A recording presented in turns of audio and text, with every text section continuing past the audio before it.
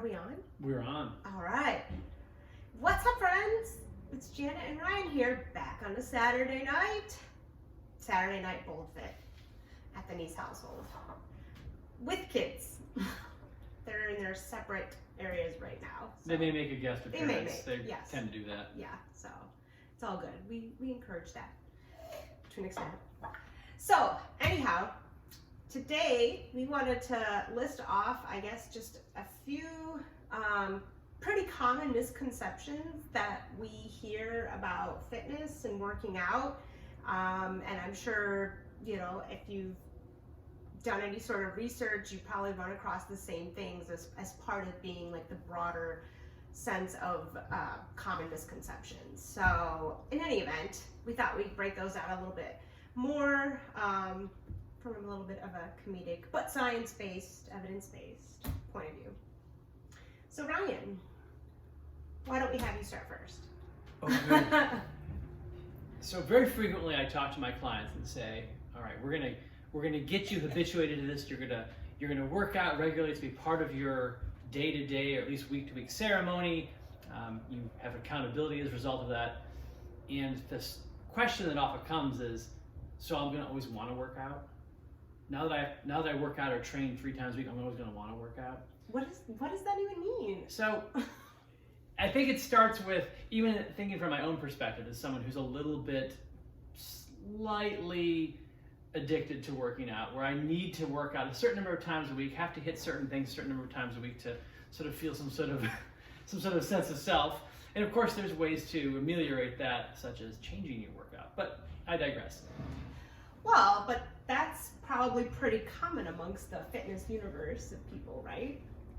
I guess the bottom line is, no matter who you are, no matter how often you exercise, no matter what you do, the days come when you don't want to be there.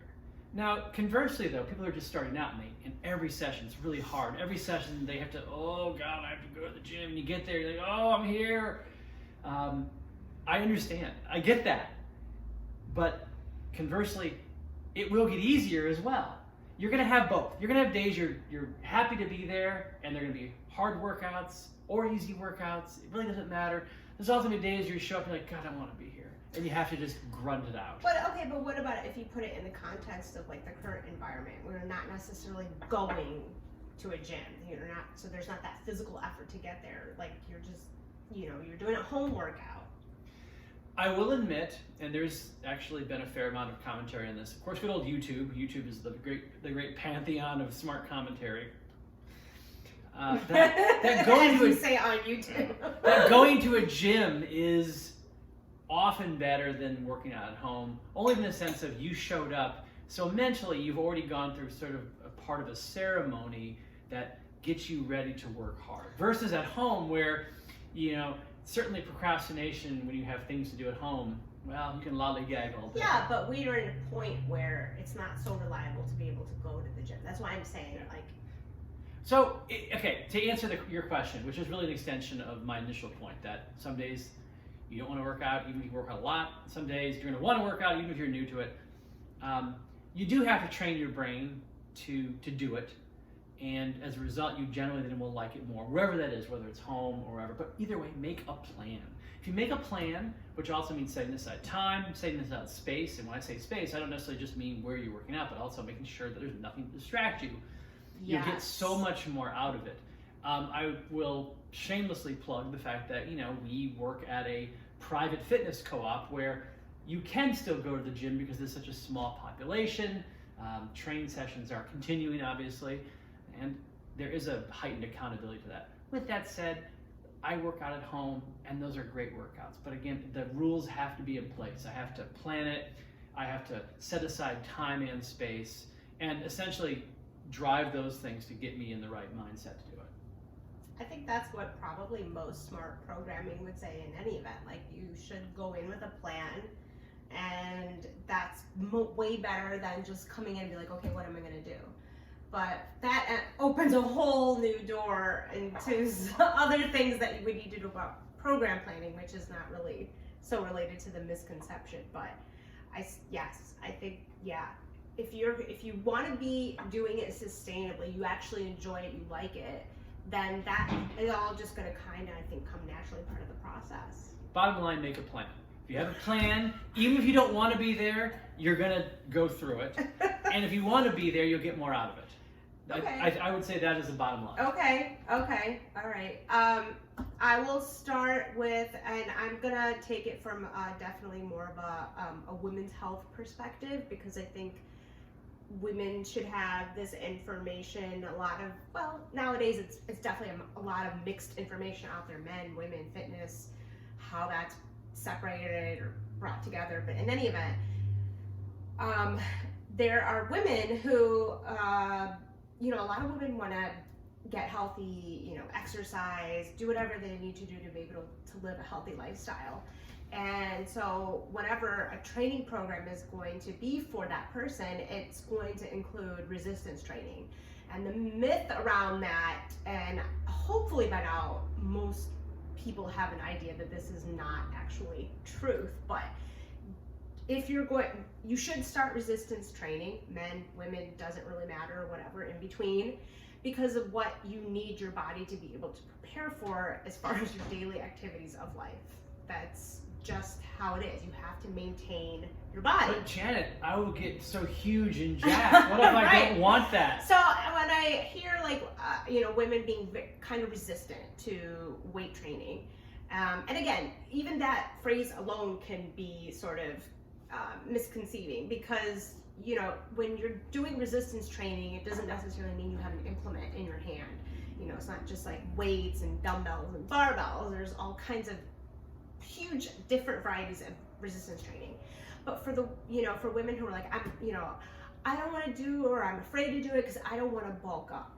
So I'm laughing, not laughing, because it's sort of comical in a sense that people think it would be so easy to bulk up, whatever that even means, just by starting some lifting or weight training or resistance training. Like, I've been doing this I love the term bulk up. I'm just going to say bulk for up. how many Wow. years? How many years? And it's like, it's been like, it's really hard to actually get to a certain physique. You have to work really, really hard at it. And if you want to have a bigger muscle development, you're going to have to put in time in the gym. You're going to have to really watch your diet. You have to, there's so many factors involved. They're not just going in the weight and doing bicep curls and you're going to have some massive guns. That's just not how it works. With that said, would you not agree, though, that everybody across the spectrum, if they work out, they have the potential for at least seeing, more definition, Yeah. More development. And again, it doesn't necessarily mean that you go from, one body shape to a completely different one body shape, though. Right. That is sometimes a goal. But either way, the benefits of resistance training are pretty much universal. And there's such a huge amount of literature on this now. Oh, yeah, for sure. So I feel like hopefully that myth is kind of dying out a little bit, but I say it because I have clients in the past who are just very used to a very kind of high intensity cardio type of workout, and that is to them what is a workout. The definition of like, I've worked hard, and doing something like like resistance loading, volume loading with weights is very boring and doesn't seem like it'll actually help further some of their health goals. So that's why I say it now. I want people to understand that it's absolutely integral as far as any part of your own health and wellness journey. So I like your really well-evened approach, even-tempered and thoughtful. My misconception is, Ryan, are you a crank? Are you a little bit of a crank? I get this from some of my clients, please explain. and mainly also my business partner and wife, because I'm extremely skeptical, particularly of any new research or this will do this, just because, quite honestly, science is hard and really repetitious and boring. In fact, I would love to have a weekly segment where you guys ask me questions about physiology, and I'll go, if I don't know it, I'm happy to go out and find all the information on it and expound upon it. Because the reality is, what you hear, and I think particularly in fitness, I think fitness is a very fertile field of misinformation. I like that.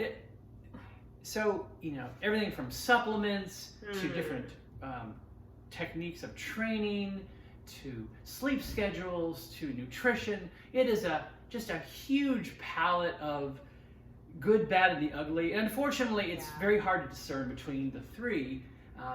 The one thing I will say right out of the box is the human body is incredibly stubborn. That's actually one of the most amazing things about human physiology, and going back to my undergrad days and even my parlay and briefly into grad school on this, the reality is your body's resistant to change, and it has to be. That's how you survive. So I'm going to take the supplements, it's going to be huge. You'll probably just have expensive pee, quite honestly. You're probably, because your body's great at breaking things down into the minor constituents and then getting them out of your body immediately. Yeah. Oh, if I do this kind of training, like you said, I'll get huge and jacked. Right. No, your body's pretty much going to resist that, unless, of course, you take a very focused effort that's prolonged, quite honestly. It's not going to be 2 days and you suddenly come out with giant guns. No, maybe not even 2 months. Yeah, not exactly. No. And nutrition is a brutal, brutal place when it comes to the misconceptions of what works and what doesn't work. And the reality, of course, is not just fad diets and the usual things that we would talk about, but also even just the fact that all of us is such a variability as individuals as to what will work. What I can eat and will help my body recover will not help Janet, and vice versa. Right. I don't like kale. So kale's good. What's wrong with kale? Why you gotta attack kale? Like, that's where you went first? It's just dry. It's like dry old spinach. Oh. So anyway, so my thought is, no, I'm not a crank, but I will be quick to jump in and say, are you sure? If I hear some very generalized statement about nutrition or training, whatever. And I would honestly challenge all of you to do the same. Mm-hmm. Don't take anything at face value. Yeah. The reality is everything is never a few simple answers. Right. In fitness, let alone in life. So be prepared for a complex one and be prepared to dig into it a bit. That's a very good lesson, I think. Just make sure you verify, right? Your sources and what the information is and the latest research, because it does change, but there are certain things that remain constant. But yeah, so another big misconception, and I guess I tend to see this a little bit with populations who are probably like at least remember a little bit of the 80s, maybe even 90s. No pain, no gain, right? I thought this was going to be about cocaine, to be honest. That's what I thought you were gonna. No, I don't know, man. I don't know if that's still a problem or not. That fitness routine's over.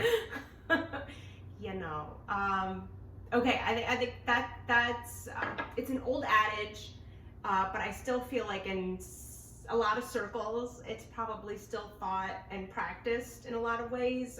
There's definitely, I'm sure, people are aware of different types of fitness brands that do certain kinds of fitness activities, and they don't always exercise that lesson. Are you saying they push too hard for very little value? Well, they don't think it's a little value, but the idea that you have to push your body to actually feel pain to make a dent of difference in your overall fitness is absolutely ridiculous and so dangerous. And I think this is just continuously proven time and time again. You don't want to get your body in any pain. And this is where we talked about before, knowing the difference between muscle tension and pain. Our favorite discussion, exertion versus pain. Yes. And the sometimes very thin line that lies between. Right. But if you're being pushed beyond limits or pushing yourself, or you're coming in every day doing like these ridiculously hard, painful workouts, that doesn't make you a better person. That doesn't make you more advanced in stop. It doesn't make you more advanced in fitness. It's not gonna necessarily help you be the epitome of health. In fact, I think it's the complete opposite. We are striving for people to learn their bodies, right? First and foremost, learn to accept or acknowledge what feels like tension, what feels like pain, what feels like tightness, soreness. All of those things are very important to become aware of, because it's going to help navigate how you're going to do your fitness plan, right?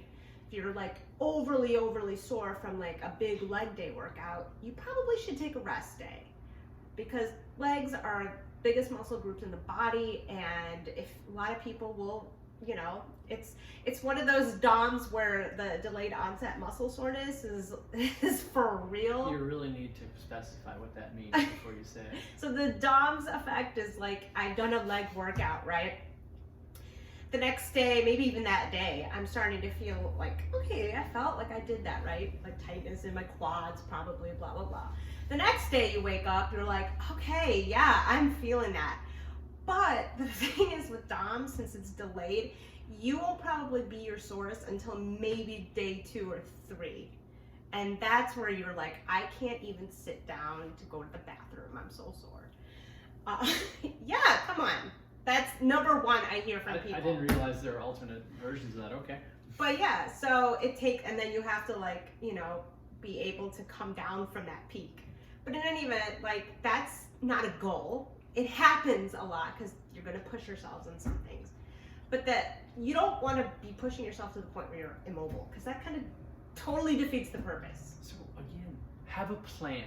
If you have a plan, not only can you probably avoid some of this, right? Yes, but I think even more than that, you need to be aware. Listen to your body. I think that's one of like the recurring like mantras that I say in my class. Like, listen to your body, take it at your level. Okay, there's another instructor will say, your ego is not your amigo, which I love, because it's so true. Like, leave that shit at the door and just be true to yourself. This is a family show, by the way. What? So yeah, I think that's an important one that should be clarified. Well, since you led with the 80s, I want you to do your next preconception. The cardio versus weights, or what? What do you got? What do you got? Well, okay, again, and this is probably partially true for everybody. So again, we're coming back to this idea of fitness training. So there used to be this idea that if you are in really super good cardiovascular health, then you are fit, right? Like, you can run a marathon, you're at the like pinnacle of fitness. Reading the non-basement cat, this one just stinks. Silent but violet. She's a lovely animal. So, people tend to think that, well, if I need to lose weight, lose fat, burn calories, I need to do cardio. That is what I need to do. That's going to show me that I'm actually fit. How many people actually really are like, I'm going to go for a run and then keep going, like, sustainably for a long time? Like, running is not for everybody, right? It's not for everybody. And you don't have to run to lose weight or build muscle or any of that stuff. I will say that I like some of the very thoughtful fitness folk out there, whether they be instructors, trainers, even just personalities on YouTube, who make very good, thoughtful statements about when you're working out, whatever it is, frequently your whole body is involved, unless you're doing something extremely specialized. Yeah. And as a result, you shouldn't feel like one thing that you're doing cheats the rest of your body. So, for example, weightlifting works your whole body, and if you do it in a certain way, in terms of repetition, volume, can be a very cardiovascular leading activity. Absolutely. And the other one that stands out is there's a hero of Brian's in mind who he says he never does abs, but he's ripped. Why? Because he's constantly engaging them. Gotta make sure. Oh, I'm sorry. Yeah, Brian Young of Be Young Be Fit. The owner of our fitness house. Yeah. So this YouTuber that we watch. Yes. He has tremendously ripped abdominals, but he doesn't ever do abs. Why? Because he uses his core for everything, which is clearly part of the equation. Oh, and that kind of leads to another good one. Speaking of core, that your core is not your six pack. I think, and I'm being, not trying to be flip about this, but people often are just elusive to what is a core, you know, because it's thrown out so often that people are like, oh, I need to engage my core.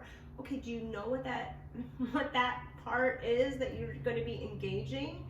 The core is like your whole midsection, you know, from below your chest, like starting right up on like your diaphragm all the way down for your pelvis and hips, you know. And so this from front to back, so you're talking about anterior, posterior part of your body. So everything around here is your core. So there's lots of different ways to train the core, and without it, you literally, you know, are gonna have a really hard time. You collapse like an old sock. Yeah, because you're like upper body, lower body, like, eh.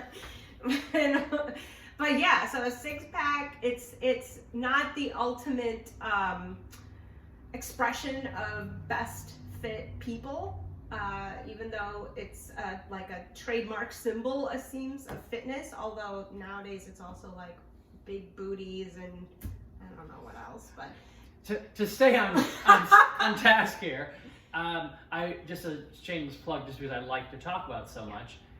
I'm constantly reminding people, including myself, quite honestly, to use my entire core like essentially a girdle to protect my lower back, to keep myself in position, spinal alignment, and to make sure essentially I'm in one piece while I'm doing something, particularly something that requires a lot of either weight or concentration. Right. So engage your core has gotten a weird connotation. It does. You know? It's yeah. Oh, do I suck in and make big abs? Right. No, not necessarily. No, it depends what you're doing, Yeah. right? So, but also, you know, adding in again that resistance training factor, like that what Ryan had said before about, you know, you can do a lot of different weight training type of workouts that are more at a cardio level.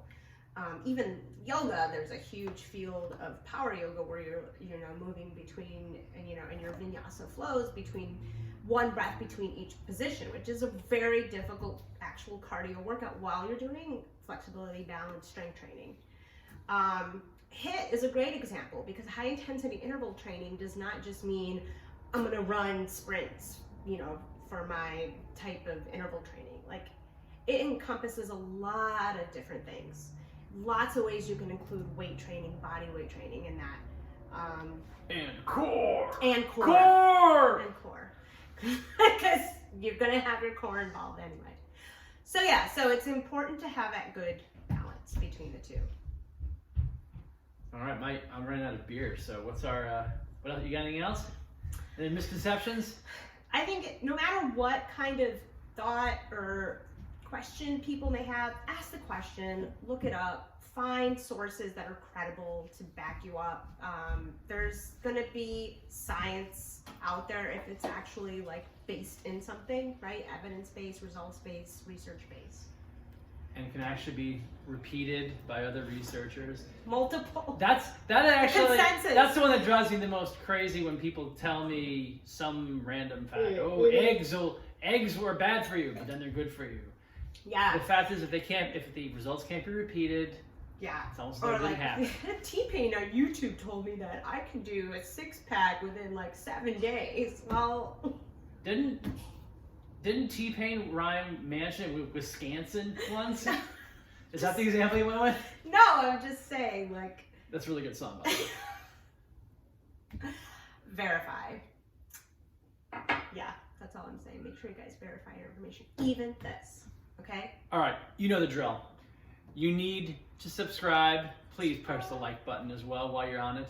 Please follow us. Hit the bell for notifications. I think every Saturday we're going to have a new show. Sometimes it'll be more meandering than others. I kind of like the meandering ones. I do too. And as always, please stay healthy, stay safe out there. Do what you need to get through this period. And we'll be looking for you. Salud.